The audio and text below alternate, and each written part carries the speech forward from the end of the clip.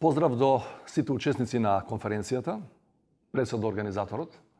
Морам да ви кажам дека сум малку изненаден што бидејќи учествувам по прв пат на ваков тип на конференција, меѓутоа претпоставам дека и за вас и за сите кои учествуваат на конференција, ова е за прв пат да имаме еден вид академска институција со академска конференција со учество и на политичари, а да биде онлайн.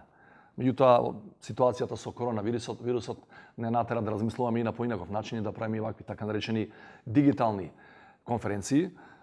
Да ја врзам ова последна моја констатација со темата на конференцијата. За прв пат во својата историја и НАТО пред неколку дена, точно на 2 април, направи прв пат видеоконференција на сите министри за надворешни работи на земјите членки и за нив беше тоа необично. Меѓутоа, ситуацијата налага таков тип на однесување, да продолжи да функционира институциите, меѓутоа во малку видоизменети околности. На почетокот би сакал да го честитам, иако со мало задоцнување поради воредните околности, денот на НАТО, 4 април, кога организацијата е формирана, и сакам да си го честитаме сите членството на нашата земја во Алијансата. 30-та земја членка станавме конечно, ова го чекаме од 93-та би рекол, од првата декларација во тогашниот македонски парламент, донесена со апсолутен консензус од сите парламентарни групи за наше членство во Алијансата и особено 99-та, кога на априлскиот самит во тоа време во Вашингтон станавме формално членка, формално кандидат за членство и влеговме во циклусот наречен годишни национални планови за членство. Јас имам посебно чувство на задоволство со оглед на моите претходни задолженија, работни задолженија, најверојатно околу, можем да кажем, околу 20 години се бавам со прашањата на одбраната и безбедноста и претходно бев и национален координатор за НАТО и советник за национална безбедност на 20 председатели и сето тоа имаше и тоа како директна релација со нашето зачленување во оваа алијанса. И секој пат сум мислел дека НАТО е предуслов за развој. Значи, ако имате гарантирана безбедност и граници и територијален интегритет, јасно е дека во секоја друга област можете само да напредувате, бидејќи веќе ги имате предусловите за такво нешто.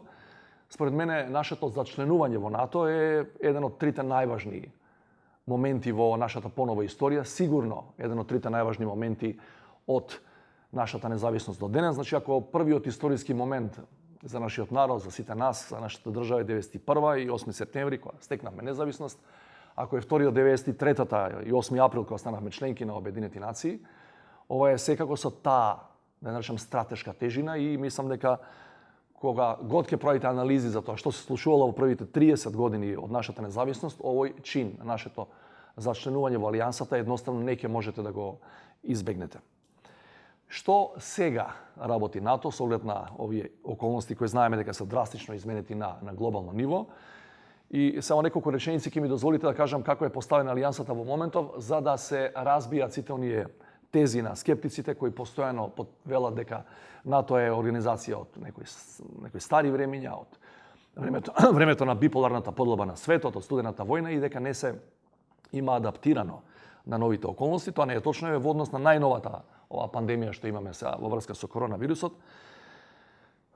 Последната теза која е кажана на највисоко министерско ниво во седиштето НАТО е дека НАТО прави се во овој момент оваа здравствена криза да не премине во безбедносна криза.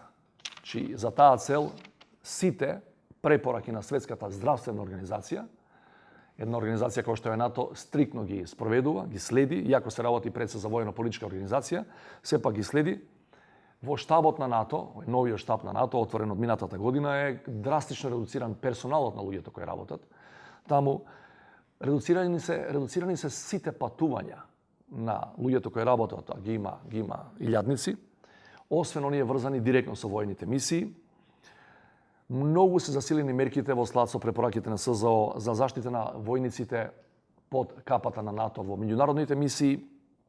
Например, откажани се групните посети на Алијансата кои беа дел од таа програма на приближување на Алијансата до обичните луѓе, значи такви работи нема, исто како што да речеме во нашите институции со така наречените отворени денови кај нас во парламентот или во кабинетот на претседателот, и тамо нема повеќе отворени денови.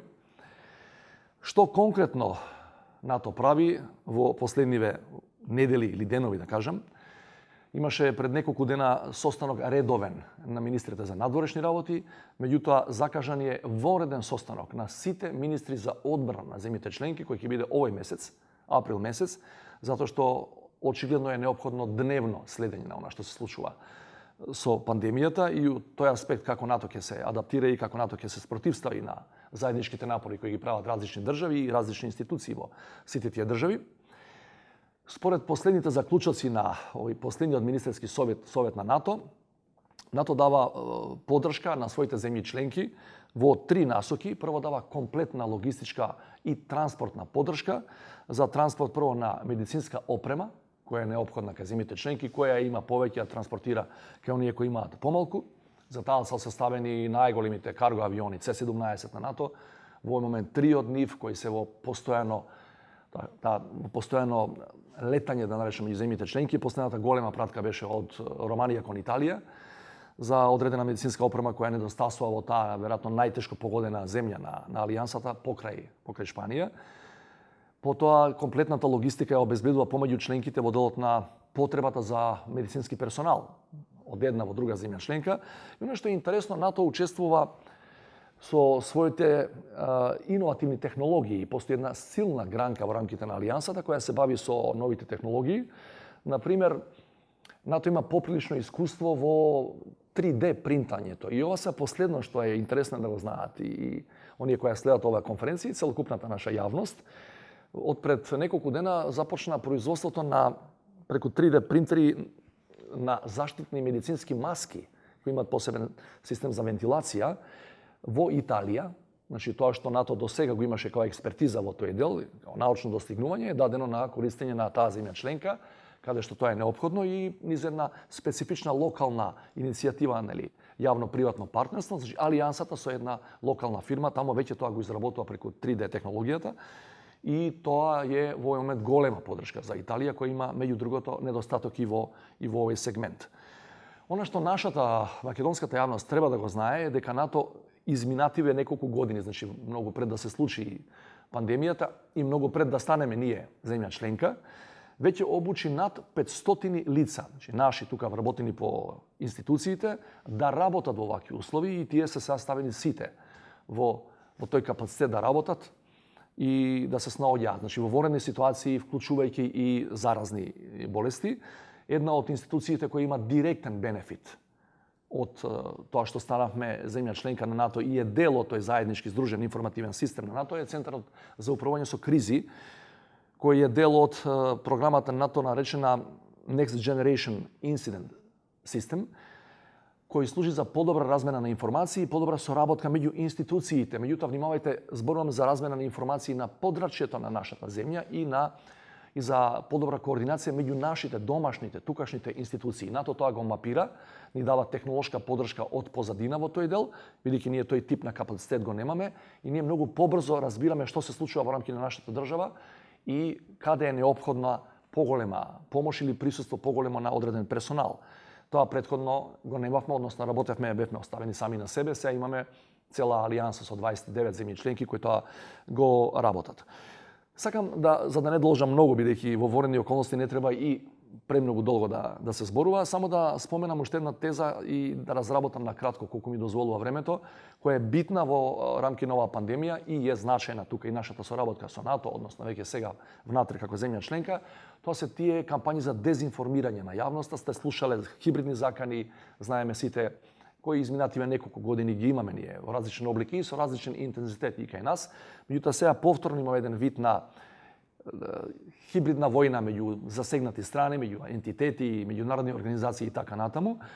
Меѓу останатите кои се еден вид на колатерална штета во оваа смисла е и нашата земја и во тој дел ние добиваме исклучително битна не логистичка, него информатичка поддршка од НАТО и во делот на пробивање на вистината до крајните корисници, со тоа ги демантираме лажните вести кои имаат за главна цел да подкопаат вербата на граѓаните во нашите институции, што и вербата генерално во системот на демократијата како најдобар политички систем, каде што се сместени и сите останати земји членки на алијансата. Значи НАТО помага тука, ни помагаше и претходно, меѓутоа сега ни помага многу повеќе со размена на информации, со размена на вистински информации и тоа е еден од бенефитите директни кои ги имаме сега како земја, полноправна земја, членка на Алијансата.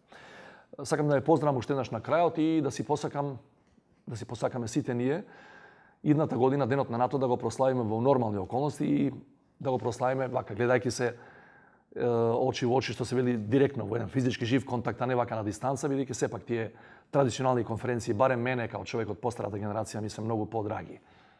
Поздрав до сите.